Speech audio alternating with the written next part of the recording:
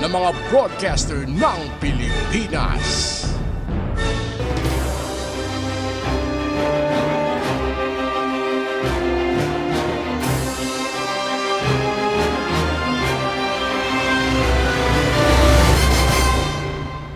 He was a human rights lawyer, then went on to become the spokesperson of President Rodrigo Duterte, and now a senatorial candidate under the slate of Bongbong Marcos, the son of the late dictator. Harry Roque joins us live as we get up close on his plans and platforms, as well as his stand on issues. Harry, great to have you with us on The Final Word. First of all, let's talk about jobs, employment, rising prices of fuel and basic commodities. If you are voted into the Senate, one of the 12, what will you do in terms of legislation to jumpstart the economy and create more jobs? Well, you see, it's unfortunate that we have a confluence of very unfortunate events. No, you still have many provinces that still have to recover from Typhoon Odette, and then you have the pandemic as well as the conflict in Europe that has caused prices of everything to go up. Naturally, government should use the national budget as an instrument to promote jobs as well as to control inflation. No? I think the government is doing the correct thing right now. They're giving ayuda to the poorest of the poor, as well as giving gasoline subsidies to farmers and fisher folk. Is the ayuda of 200 pesos sufficient, or is it right to raise it to 500 pesos? The president ordered rightfully that it be raised to 500. I wish it could be more, but as you know, you can't spend money that you don't have unless you resort to borrowing again.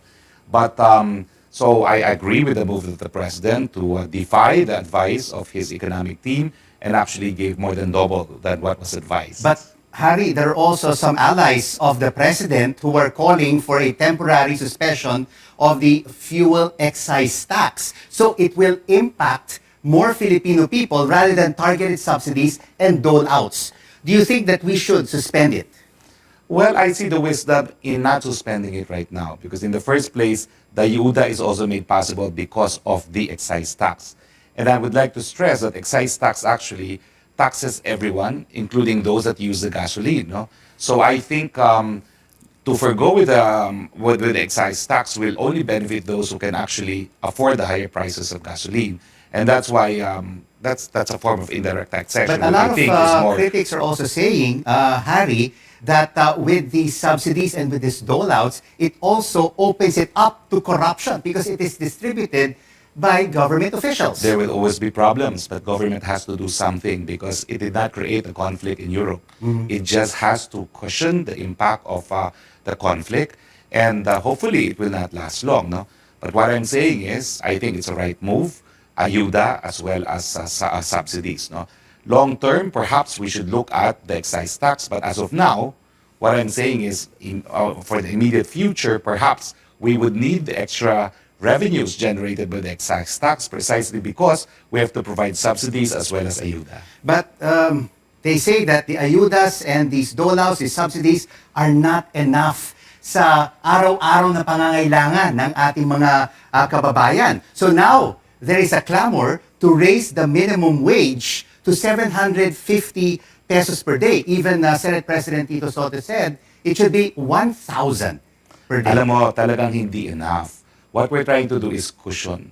Bigyan ng konting, kumbaga, remedyo, no? It will never be enough. But, you know, we're hoping that the conflict in Europe, of course, will end soon. No? And that's why I have gotten record to say that because of the close friendship of the president to Vladimir Putin, and because of the effect on the Philippine economy as well as the worldwide economy, perhaps the president should be one of the peacemakers, no? Because we need this conflict to end, because that is ultimately the solution to inflation brought about by the conflict. No?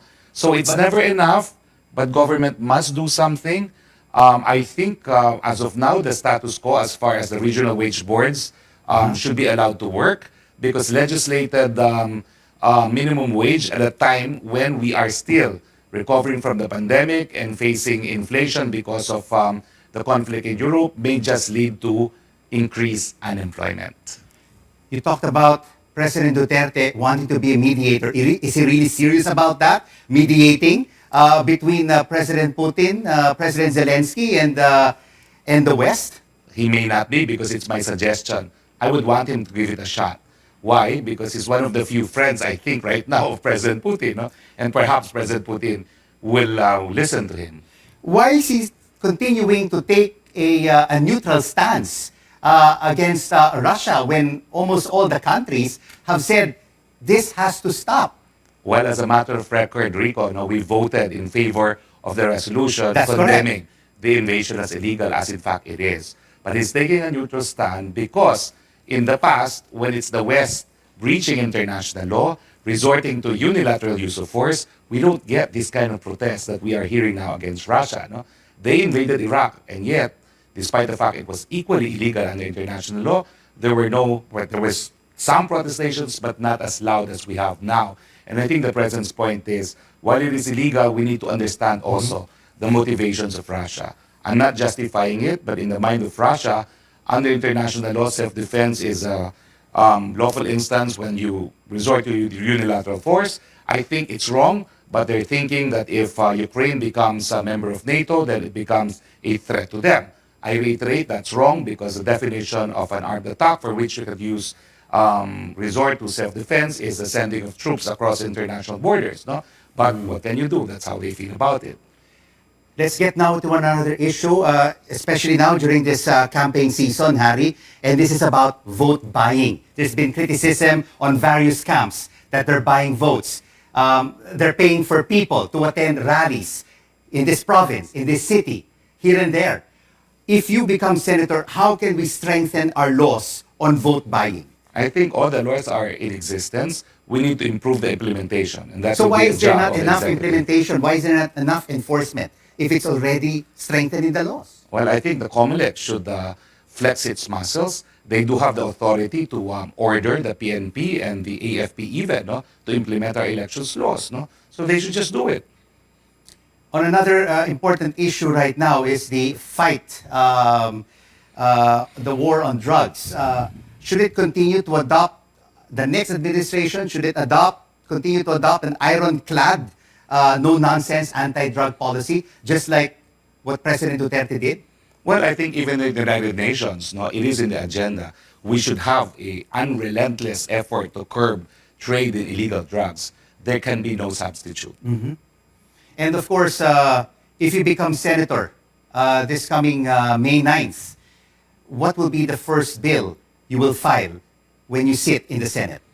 I would say it would first be the what I promised, the provinces ravaged by Typhoon Odette, which is a supplemental budget bill, because I know that the provision of the 2022 budget is not sufficient, not just even for purposes of rebuilding homes, more importantly, reviving livelihoods.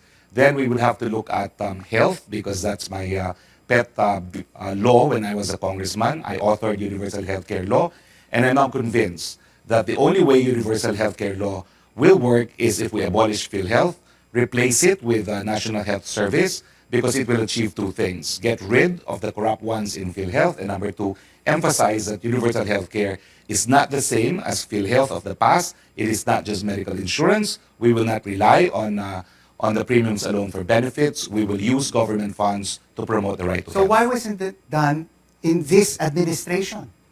Well, I authored universal healthcare, and in my version, I wanted to abolish PhilHealth. Unfortunately, the author of the Senate version of the bill was Ralph Recto, who was also author of the PhilHealth law.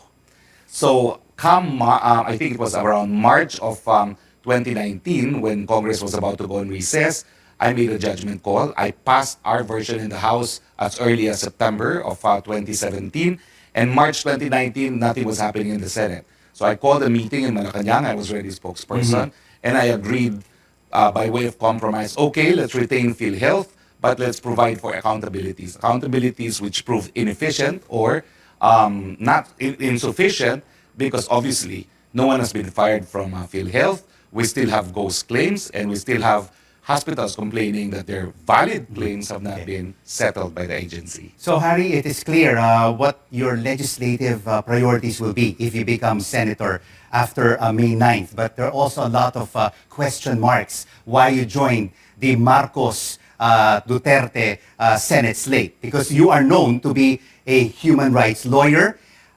anti-Marcos, a Marcos activist.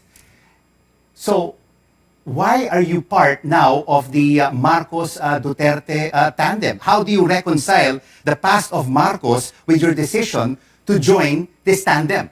Because the sin of the father is not the sin of the son. I made my due diligence. Bongbong Marcos has not been convicted of any crime involving graft and corruption. He has not been convicted, even accused of human rights violations. And there's been decisions in the U.S. pursuant to the Alien Tort Claims Act for human rights violations. And it is the Marcos himself, and of course, when he died, his estate, no, that is being made to pay, but not Bongbong Marcos himself. But didn't you even consider his father's sins? His father being a dictator. Thousands were killed, tortured, and jailed. There were so many Marcos atrocities. And he was in the home of his father in Malacanang. Did that even cross your mind?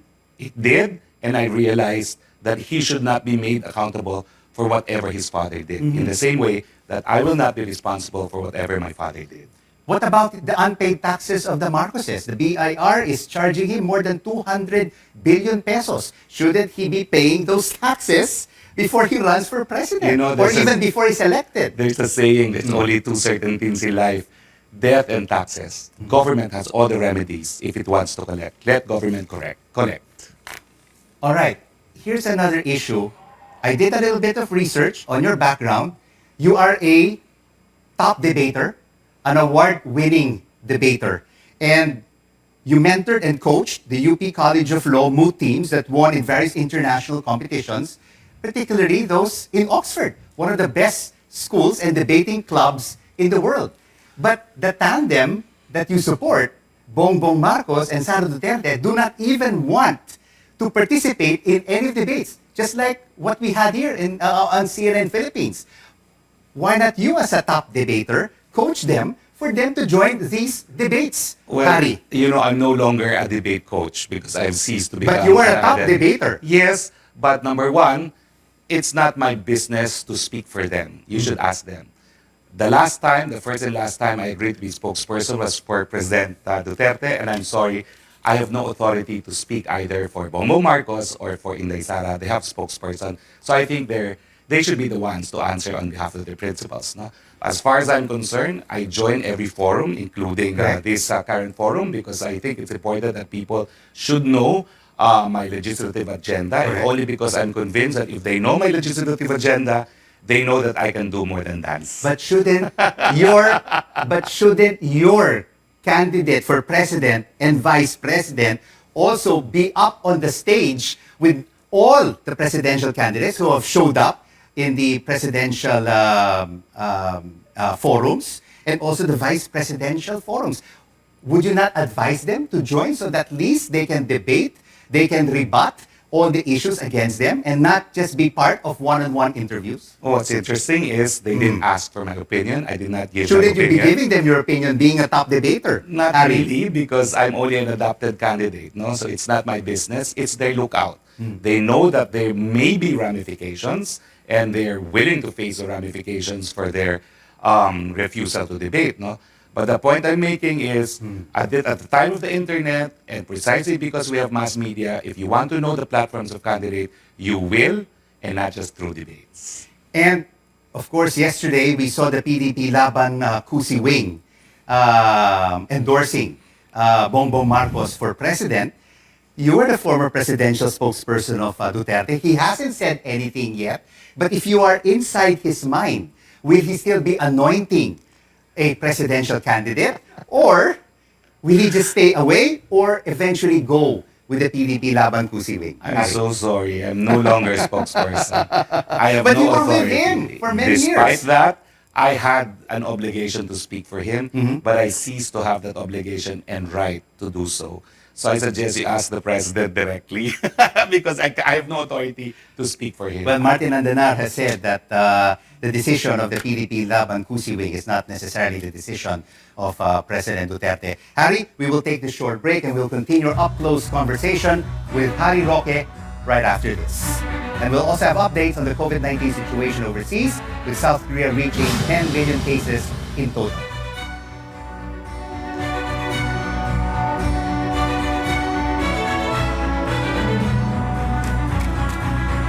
As we go on a quick break, we give you an update on the ongoing cleanup of the Pasig and Tulyahan rivers.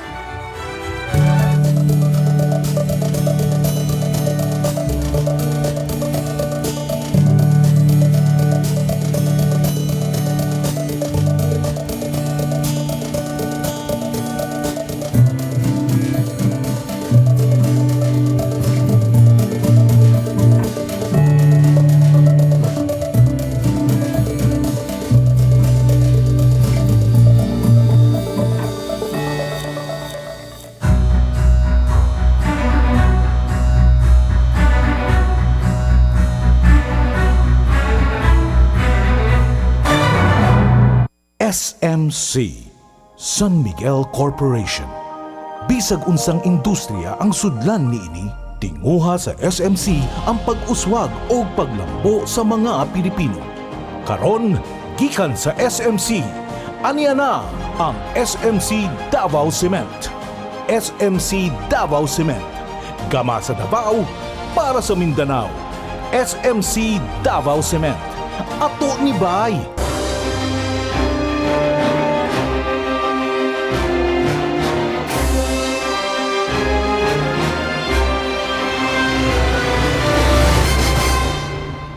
This is the final word on CNN Philippines. Thanks for joining us. I'm Rico Hizon. Still with us tonight for an up-close conversation is senatorial candidate and former presidential spokesperson, Harry Roque. Harry, we have more questions for you, no? And particularly on social media about your dancing on TikTok. There are pros and there are cons. Do you really have to dance to be able to impart your legislative agenda to the Filipino people? I think so. Because people know that I was an associate professor of law at the UP College of Law, visiting scholar at National University of Singapore, an adjunct professor at American University. I have nothing to prove by way of capability as far as being a lawyer, being a legal scholar, and being a legislator is concerned. But because I was spokesperson for the longest time, and many people know me only as a spokesperson, they think I'm a very ferocious person, which actually affects my likability. So by dancing, I show them that I am not the ferocious person that you see who was presidential spokesperson. That's why I insist I will never be spokesperson for anyone again. And that's why I'm sorry I'm not able to answer many of your questions already. But Harry, this election is not about entertainment. It's about, serving the people, addressing their current issues, Yes. pandemic response, employment, jobs, food, power, protecting their rights. Of course, I address those two and I dance. And of course, the dancing captures the interest so that after my dancing, they listen to what I have to say. So, this is a gimmick, this entertainment, this singing. Will you also be singing? Is the next question. I don't have a voice for it, so I can't sing. But we're both communicators. And when there's about 13 or 14 people who will speak, and it's going to be worse because it's going to be local candidates beginning the 25th, you need to capture the attention of the people. And that's what I'm doing. It's part of improving communication between the audience and myself. And of course, people on the internet may not like it, but I can assure you, I always ask the audience, do you still want me to dance? And they all clamor for it, so I do. We are in the last 1 minute of our interview for this up-close conversation with you, Harry, and we will be asking you about 10 questions, yes or no, no explanation. Just give us your direct answer if it's a yes or a no. Should we repeal the oil deregulation law? Yes. Are you in favor of reviving the Bataan nuclear power plant? No. If you become senator, will you make it mandatory for yourself, the Vice President, and members of Congress to reveal their statement of asset, liabilities, and net worth to the Yes. public? Will you allow the International Criminal Court to investigate President Duterte? No. Do you favor the reimposition of the death penalty for drug-related crimes? No. Do you favor resuming peace talks with the communist rebels? No. Will you allow joint exploration of the West Philippine Sea? Yes.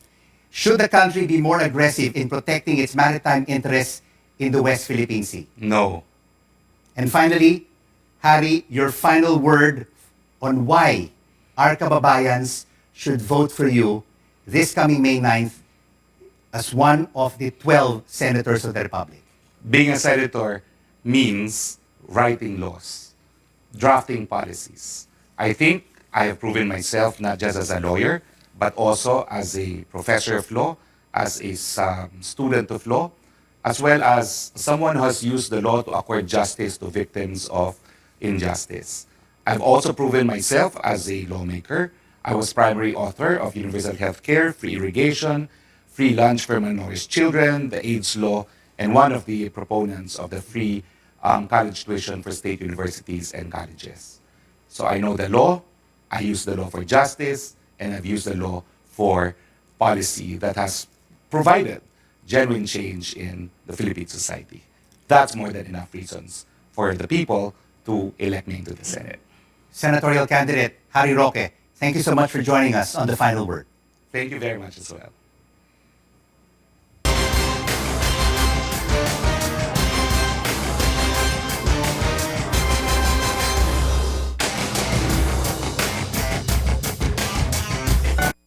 SMC, San Miguel Corporation. Bisag unsang industriya ang sudlan niini, tinguha sa SMC ang pag-uswag o paglambo sa mga Pilipino. Karon, gikan sa SMC, aniya na ang SMC Davao Cement. SMC Davao Cement. Gama sa Davao, para sa Mindanao. SMC Davao Cement. Ato ni Bay.